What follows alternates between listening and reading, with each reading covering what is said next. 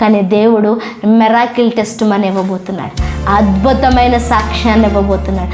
అద్భుతమైన ఎందుకు ఇవన్నీ అంటే, ఇవన్నీ కూడా నువ్వు ప్రజలకు దేవుణ్ణి చూపించటానికి.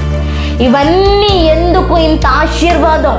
ఈరోజు నేను ఇల్లు కలిగి ఉన్నాను, నేను పొలం కలిగి ఉన్నాను, మేము గుంపులండి, మేము ఎంత పెద్ద సంఘం అండి, లేకపోతే నేను ఇది చేస్తున్నానండి, అది చేస్తున్నా, నా జీతం అండి ఇంతండి, నేను గొప్ప స్థితిలో ఉన్నానండి, నేనే డైరెక్టర్ అండి, లేదంటే నేనే అధినేతనండి. ఇవన్నీ ఎందుకు అంటే, నీలోంచి దేవుడు మాట్లాడడానికి, నీలోంచి దేవుడు తన్ను తాను చూపించుకోవడానికి, నీలోంచి అనేక మందిని సమాధానపరచటానికి, నీలోంచి అనేక మందిని ధైర్యపరచటానికి, నీలోంచి అనేక మందిని ధైర్యపరచడానికి. ఈరోజు యాకోబు వాక్యాన్ని చూసుకొని మనం ధైర్యపడుతున్నామే.